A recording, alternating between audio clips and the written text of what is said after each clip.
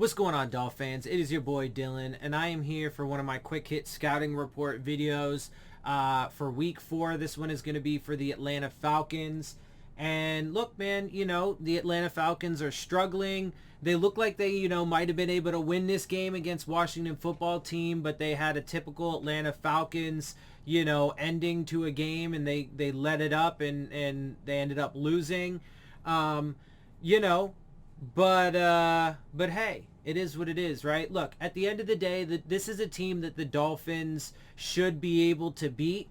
I've had this as a loss on my schedule, just in large part because I don't like the fact that the coaches decided to, or whoever it was that decided to not take our bye week after the London trip. So, this team's going to be tired and worn out, and I just wish they would have taken the bye week instead of playing the Falcons right after. So that was one of the factors that went into it for me. But at the end of the day, even though, the Dolphins right now, were in pretty much every statistical category that you can look at, were, one of the worst teams in the NFL.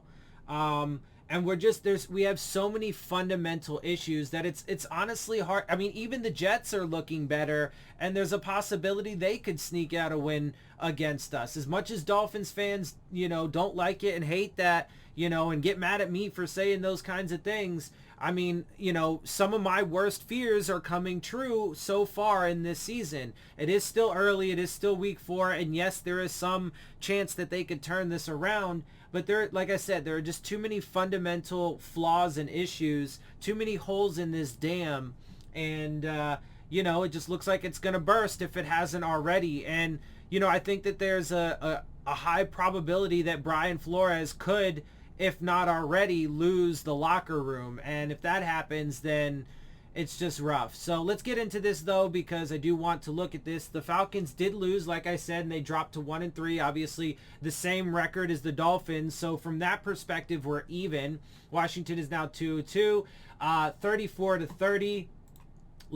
So it was a close game, and they did score 30 points. So there is that. But like I said, in typical, Atlanta fashion, they go and lose. They had 374 total yards to the 412 that they gave up. They had 275 through the air, gave up 290. They had 99 on the ground, gave up a $122. They were 5.3 yards per play, gave up 6.6.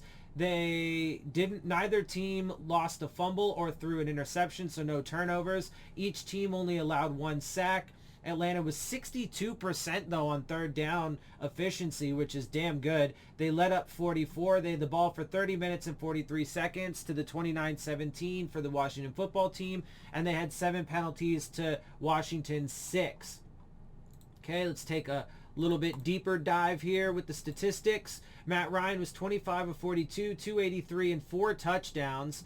And look, that's the thing too, is the Falcons are 1-3, and yes, in a lot of ways they have not been playing good football, and yes, in a lot of statistical categories they're in the back half of the league, but they're still better than us in most of those categories, with the exception of maybe like 1 or 2.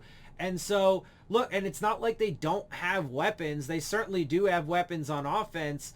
And so look, with the way that the Dolphins are playing right now, with the turmoil, with the bad coaching, with all of the things going on, it's hard for me to say that I have a lot of faith. And, we should have beat the Colts last week. So anyway, but we'll see. We'll keep that for the prediction video. I mean, we still got a couple weeks before we play them. Obviously, Tampa's this week. So, but anyway, rushing, Cordero Patterson led the way, 6 rushes, 34 yards, and a 5.7 average. Wayne Gallman, 6 rushes, 29 for 4.8. Matt Ryan threw in 1 for 17. And Mike Davis had 13 for 14 yards on 1-1.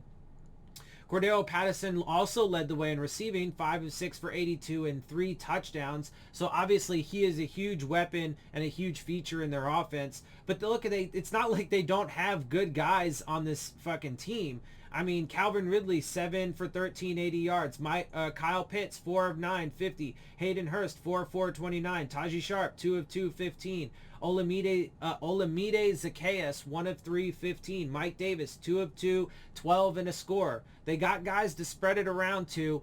And Byron Jones is hurt. By the way, I did want to give you guys an update on some injuries. I know I'm kind of splitting this here in the middle of the video, but Will Fuller has officially been placed on IR. Byron Jones did not practice today because he's got, it was 2 injuries. I can't remember what the first one was, but it was something in an Achilles, which is not good. He may actually even miss the game against Tampa. Raekwon Davis is practicing, but he hasn't been activated yet off of IR, so hopefully he does. But, you know, how effective is he going to be with a potential lingering issue? And, you know, having not practiced until today, so we'll see if he's even effective. Anyway, I should be dropping down here so you guys can look at the rest of this. But yeah, so, you know, unfortunately the Dolphins, and look, you know, I told you guys that was one of my big concerns, you know, with this team is injuries.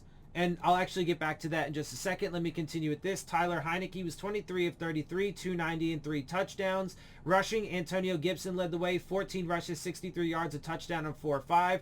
Taylor Heineke added 5 for 43 and an 8-6. J.D. McKissick, 7 for 15 and a 2-1. You add in Terry McLaurin in the receiving game, led the way, 6 of 13, 123 and 2 touchdowns. J.D. McKissick, 5 of 5, 44 to score. DeAndre Carter, 1 for 24. Adam Humphries, 1 for 19. Curtis Samuel, 4 of 4 for 19. Ricky Seals-Jones, 2 of 4 for 19. Diami Brown, 1 of 2 for 19. Antonio Gibson, 2 of 2 for 12. Jarrett Patterson, 1 for 11. And so, you know, like I said, my biggest concerns were the offensive line, which continues to be absolute garbage. Yes, they played a little bit better against the Colts overall, but let's keep it real, bro. It's the Colts, and they don't have anywhere the defensive line as the previous 3 teams that we played. The Patriots, the Bills, and the Raiders all have way better defensive lines, and my guess is against the Tampa Bay Bucks, they're going to once again get exposed and get harassed all day because that defensive line is absolutely nasty. So one of my biggest concerns was the offensive line. That continues to be a major issue, and injuries, not just because we had a bunch of them early on in the season and continue to have them, not to mention just have them, but, you know, significant and major injuries to key players, but also because, look, the fact of the matter is that one of the reasons why we overachieved last season was because even though towards the back end of the year we ended up losing, you know, a number of wide receivers and a couple running backs, that's true, but even with that, we still remained one of the healthier teams in the league overall. And, you know, it didn't even matter as much because towards the back 2/3 of the season last year, we played teams that were either bad anyway or just super decimated by injuries and COVID. So we have to put that shit into full context. Anyway, let's get into these league standings because, you know, I'm not going to, you know, run through all the Dolphins, but I do, you know, I will show you where the Dolphins stand at the end like I usually do, and you can do comparisons. They actually, even though they're not ranked very good in any of these categories, pretty much every single one of them, they still beat us in.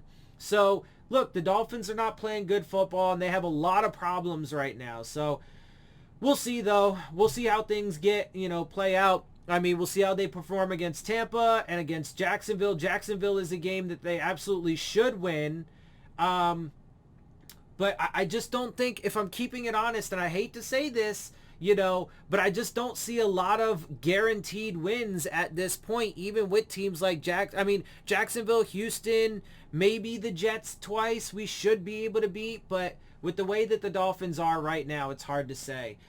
Anyway, they're 24th when it comes to total yards and yards per game with 1,278 total and 319.5 per game. They're 21st in passing and yards per game there with 990 in total passing, 247.5 in per game. They're 25th in rushing with 347 total and 86.8 per game. They're 25th in points with 78 total and 19.5 per game. Defensively, and even, you know, with these categories not being all that great, the only one that we beat them in is points per game. they beat us in yards per game, passing yards per game, rushing yards per game. They beat us in a lot of categories. Some of the takeaway stuff, no, as well. We're better there. They beat us in third down percentage. So, look, we just got to keep it real, man. This team is in shambles right now, unfortunately.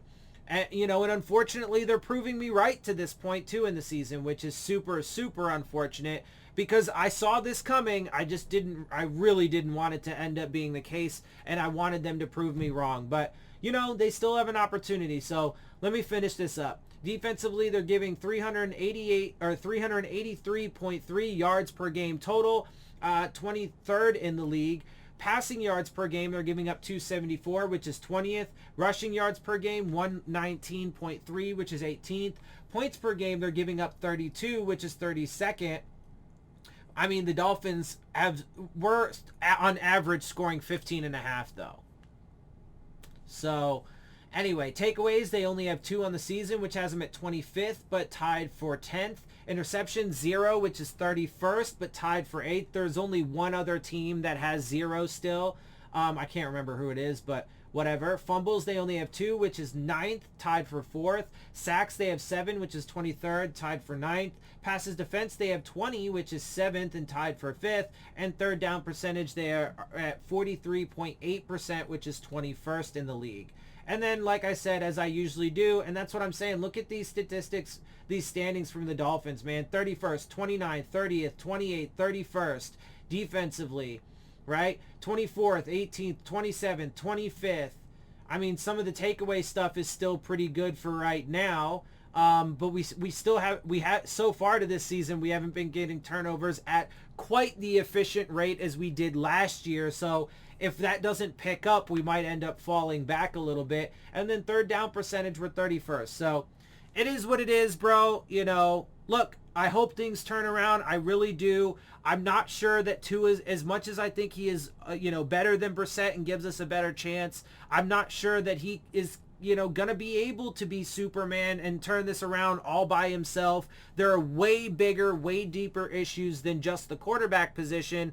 And unfortunately, with the offensive line still being like total trash, I hate to say this, but I think that there's a higher probability of him just getting re-injured again as opposed to, coming in and fucking winning 8 or 9 of the last fucking 10 games or whatever it is. So anyway, again, I hope I'm proven wrong, and I hope that they turn this around, but we have to wait and see. All right, anyway, let me get out of this because that is going to, be where I wrap it up for this quick hit scouting report video. I hope you guys at least appreciate my perspective, and if you do, make sure you hit the subscribe button, make sure you hit the like button, make sure you hit the bell if you want to get the alerts. Share my channel and videos with your friends and family. Leave your questions, comments, and concerns down in the comments section. Of course, as always, follow me on Twitter at Dillon Tartaro, and with that, I am out. I'll see y'all soon. Fins up.